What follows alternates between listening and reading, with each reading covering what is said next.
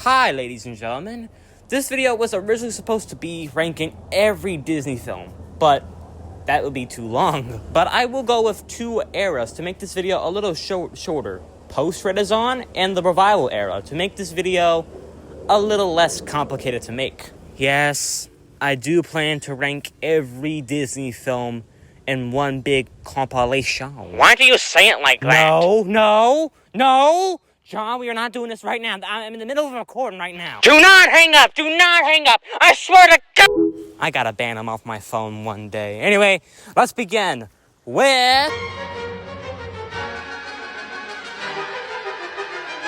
I guess it's fine, honestly. I actually really like Fantasia, the first one. This one was kind of smart. I mean, this one is not bad, but I don't see what's the point of it. Some of the acts were pretty good, and some of them were pretty garbage. It's kind of on the same level as the first Fantasia. Overall, Fantasia 2000 was okay.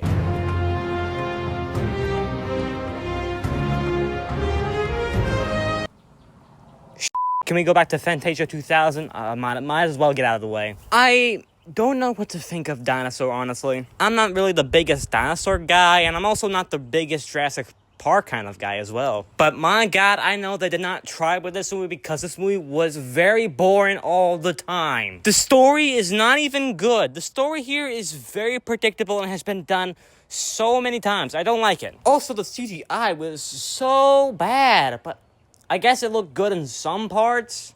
But I do have to forgive them because this was Disney's first attempt at CGI, I suppose. Oh, and I kid you not one character is likable. I don't even like any character. If you are a Jurassic Park guy, I don't know, maybe it is fine, or just fine in general. I mean, the story here is not even good, so I don't even know who would watch this movie. Overall, Dinosaur is a forgettable movie, honestly.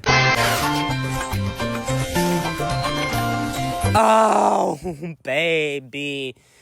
This here is a gem. Not just any gem. This one is like gold. This is actually golden gems right here. Emperor's New Groove is very good. It's just that good. I love the jokes this movie has.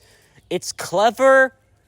All the characters are pretty good and likable, except for Cusco in the first half of it, but he gets better. Also, the lesson of this movie is pretty good. It's about caring for others instead of yourself. Kind of like me. Also, the dynamic between Pancho and Cusco is pretty good. Overall, Emperor's New Groove is a pretty good Disney film.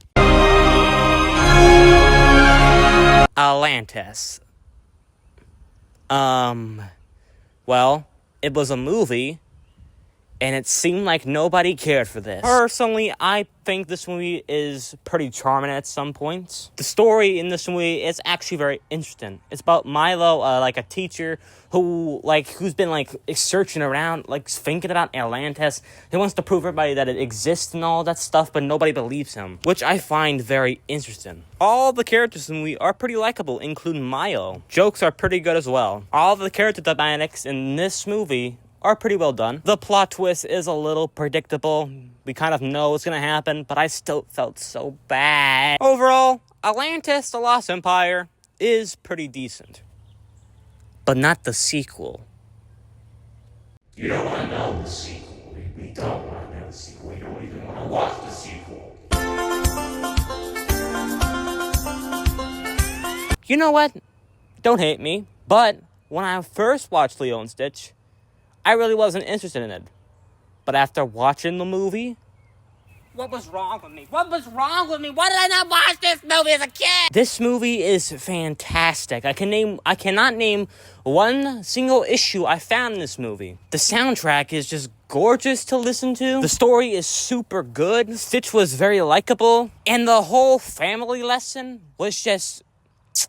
chef's kiss. That was corny. Overall, this movie is just so good. I don't know anything wrong about it.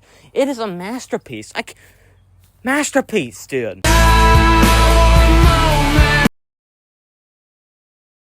Are you sure about that? Are you positive? Do you think this movie deserves that score? Well, I agree. Psych, do not listen to any critics. This movie is an underrated masterpiece, dude. And sadly, this was one of the 2D films that flopped. I hear you down there, viewers. Why did it flop specifically? Well, this is the era where Disney decided to stop making 2D animated movies because they're not doing great in the box office. But Jesus Christ, dude, this movie should have gotten the money it deserved because it is a great movie. I really love Jim's story here about he wants to, he thinks that his mistakes, define his future. But then Silver gives him one of probably my favorite speeches in an animated movie ever. No, you listen to me, James Hawkins. You got the makings of greatness in you, but you gotta take the helm and charge your own course. Stick to it, no matter the squalls. If somebody comments on this video and says this is a horrible speech, hang on, where do I put my gun at? I'm kidding. I'm not gonna shoot you. Maybe. Nah, I'm kidding. Jim and Silver's whole father and son relationship is really good. And Rom was pretty likable. I pretty enjoy his jokes all the time. He can be annoying from time to time because of his constant screaming. But alas, overall, this movie is an underrated masterpiece. And should have gotten the money it deserved at the box office. But hey, people hate 2D, I guess, for some reason. Holy sh**, this movie is so mid. I guess the first couple of minutes of the movie were pretty good, but when Kenai turned into a bear, everything is so mid from that point. I'm not gonna lie, I love Kenai's growth for the movie. When he realizes he killed Koda's mother, I actually felt some emotions there when I was watching this. I actually felt some emotions. Which I never do. Koda, yeah, Koda. No, not Coco. Yes, Kodo.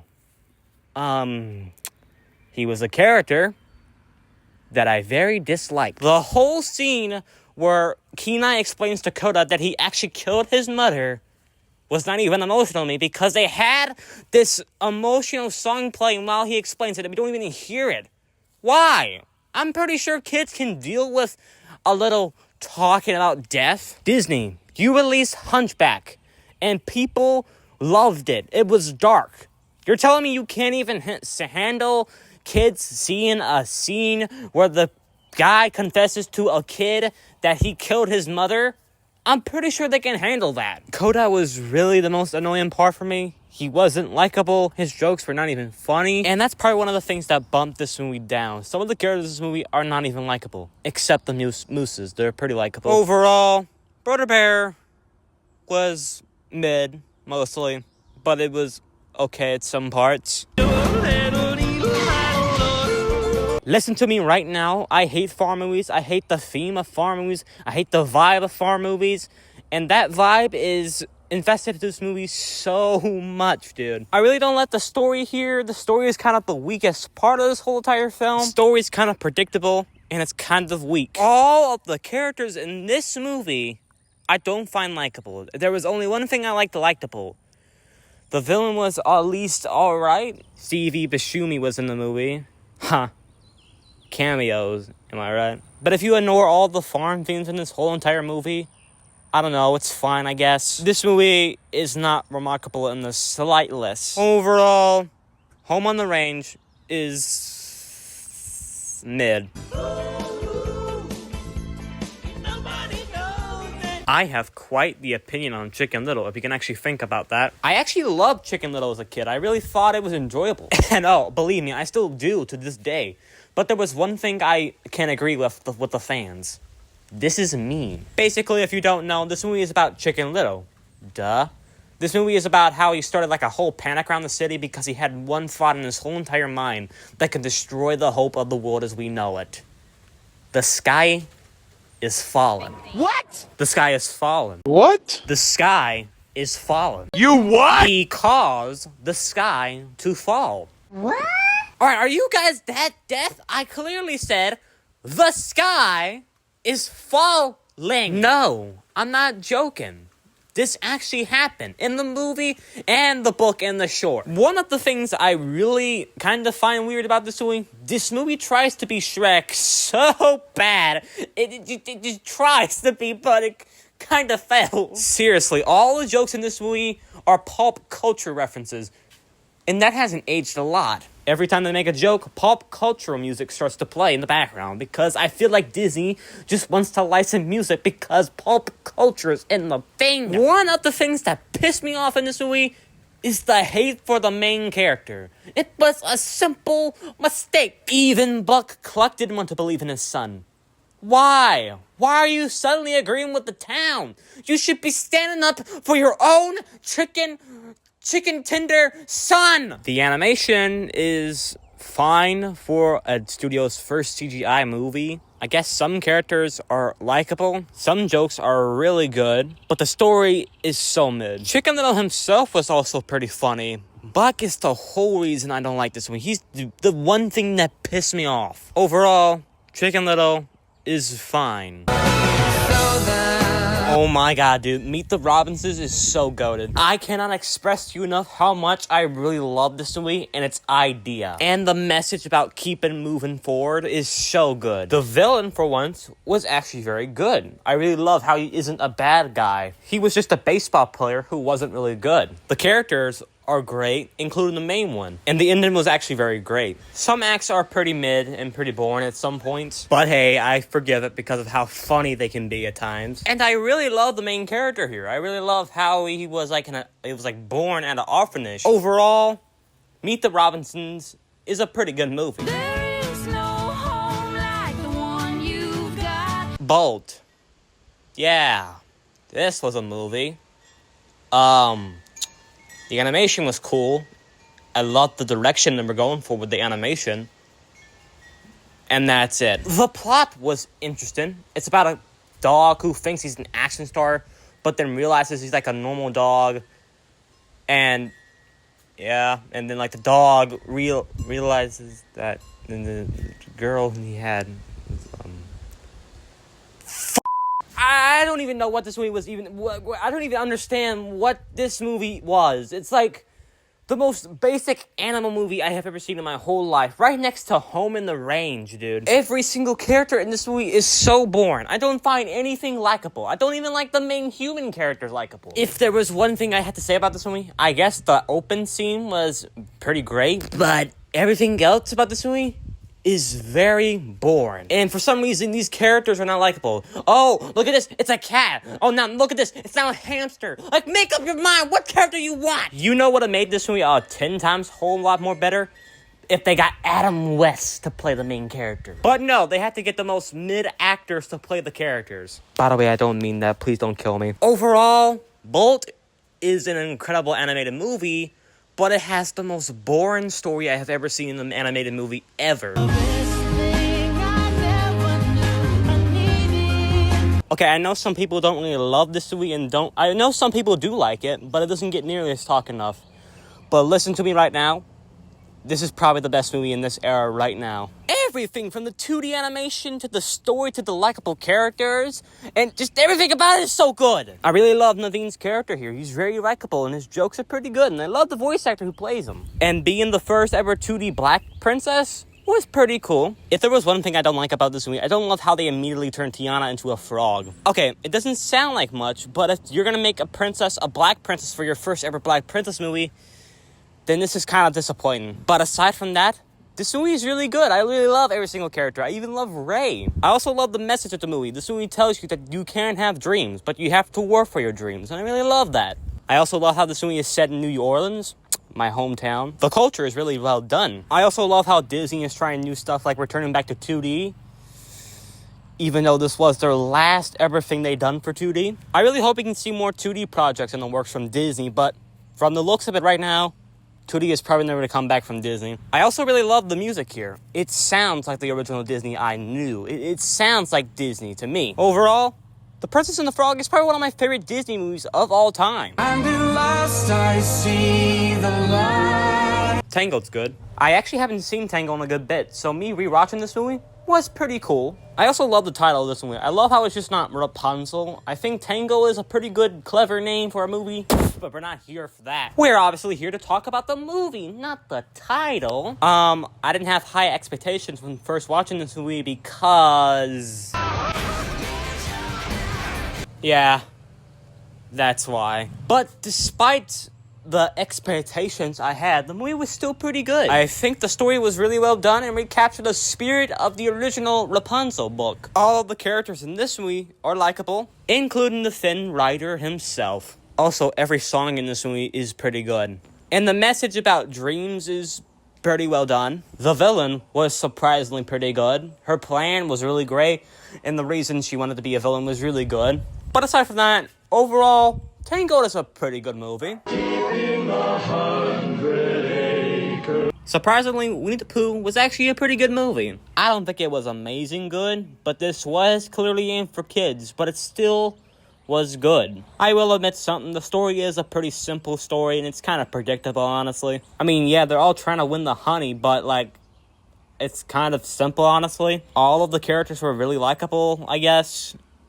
I really don't know what to say about Winnie the Pooh, honestly. This kind of stuff wasn't really meant for me. I'm kind of old now, so I kind of don't know if it's good or bad now.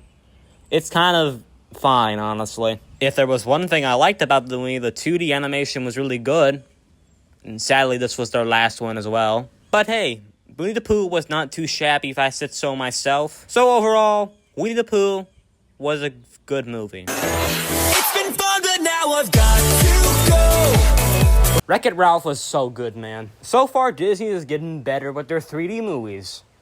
I'm shocked. I just really love the idea of this movie, man. Like, it's an arcade movie, man. Like, you can't hate this. All of the characters in this movie are done very well, including some of characters that Disney doesn't even own, like Nintendo characters and Sega characters. They're done very well, and they're very animated well. The story was pretty well done. Ralph has a pretty good arc about how being a bad guy isn't bad, and that's okay. Gee, I wonder if the sequel can weigh up to this one. Anyway, back to topic. Every character's likable, animation's pretty good, the story's pretty good, everything's good in this movie, okay? Including the music. Overall, Wreck-It Ralph is a pretty good movie. Let it go, let it go. Okay, you guys might hate me for this, but I think Frozen was good. It wasn't bad. No, it wasn't bad, but it wasn't amazing. It's the K-pop Demon Hunter situation again, where the songs are good, but the movie was not amazing, but good. And I do agree that the music are good, but I kid you not, this movie took so long to get made. I think I was born when it was coming out, and I didn't watch it in theaters. But I tell you not, this movie and the second movie took so long to get made. But anyway, back on topic. Is it amazing? No, it's not amazing. The story's pretty good. The characters are likable. I really love the sister bond between the two leads. They're a pretty good bond. Olaf was alright. He was pretty likable. Anna and Kristoff have a pretty good relationship. The songs are pretty good. Like, let it go. Let it go. Yeah, I'm not doing that again. That was cringe as hell. Back on topic. Is there anything else good?